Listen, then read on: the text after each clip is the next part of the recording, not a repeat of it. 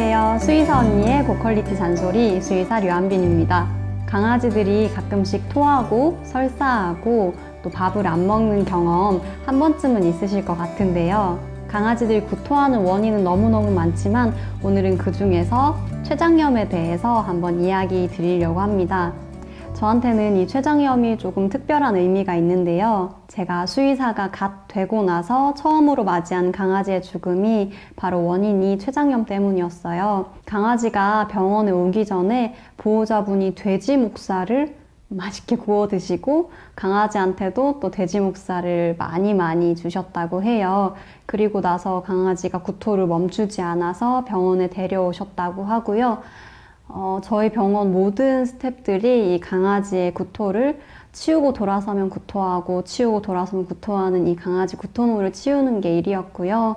이 강아지가 강아지별로 가기 직전에는 거의 한 20분에 한 번꼴로 계속 토하고 설사하고를 반복하다가 결국 사망을 하게 됐는데요. 제가 처음 수의사 생활을 시작하면서 너무 많이 충격을 받았던 일 중에 하나라서 기억이 납니다. 아니, 어떻게 이렇게 끔찍한 병이 다 있지? 라고 충격을 받았었는데요.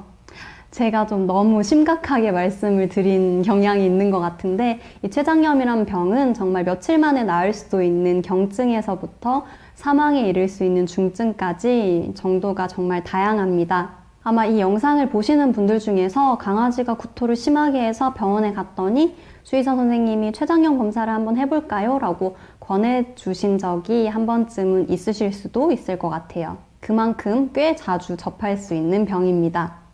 췌장염에는 급성 췌장염하고 만성 췌장염이 있는데 오늘은 급성 췌장염에 대해서만 이야기해 보려고 합니다. 췌장이라는 장기를 어디서 많이 들어보기는 했는데 정확히 뭘 하는 장기인지는 익숙하지 않으실 거예요.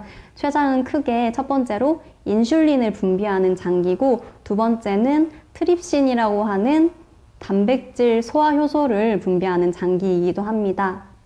이런 췌장이라는 단어에 염증이 붙어서 췌장염이라는 단어가 생겼는데요.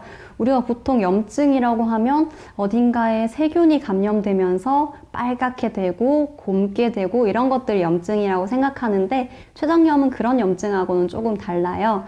췌장에서 아까 단백질 분해 효소가 나온다고 말씀을 드렸는데 그 단백질 분해 효소가 정상보다 너무 많이 나오게 되면서 이 췌장염이 생기는 것입니다. 이게 참 무서운 게 우리가 음식으로 단백질을 먹었을 때 그 단백질을 분해를 하려고 있는 효소잖아요. 역설적으로 내 몸의 장기들이 전부 단백질로 다 구성이 되어 있다 보니까 이 내 몸의 장기를 소화해버리는 일명 자가소화 현상이 일어나게 되는 병입니다. 그러면 이 췌장염은 왜 걸릴까요? 췌장염 원인의 90% 이상은 특발성이라고 합니다.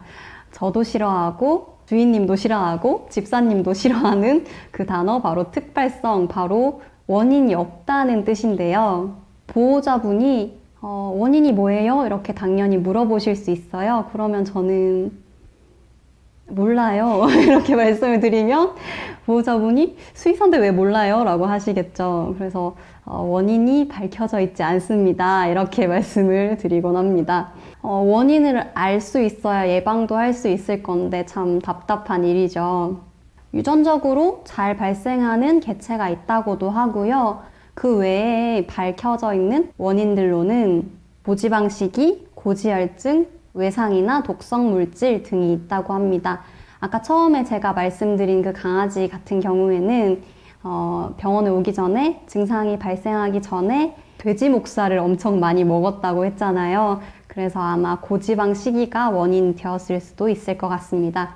그래서 병원에 오시는 보호자분들 중에 구토를 주증으로 내원하는 환자들의 경우에는 혹시 최근에 고기 같은 거 많이 먹이셨어요? 이렇게 여쭤보면 네 라고 하시면 췌장염 검사를 한번 해보는 게 좋겠다 이렇게 권해드리기도 합니다. 췌장염의 증상은 너무너무 다양한데요. 대표적으로 구토를 하고 식욕부진이 있고 배를 많이 아파합니다. 강아지 배 아픈 자세 아시나요?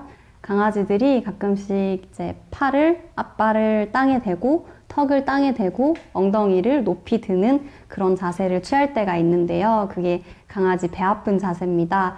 사람 같은 경우에는 이렇게 배가 아프면 배에 손을 대고 엉덩이를 빼고 약간 고개를 이렇게 하잖아요. 그런 것처럼 강아지에서도 그런 자세라고 생각하시면 좋을 것 같습니다. 이게 꼭 기도하는 자세 같아서 이렇게 참배하는 자세처럼 보여서 기도 자세라고도 많이 부르는데요. 혹시 이런 자세를 보신다면 우리 강아지가 배가 아픈 게 아닐까라고 한번 생각해 보시는 것도 좋을 것 같습니다.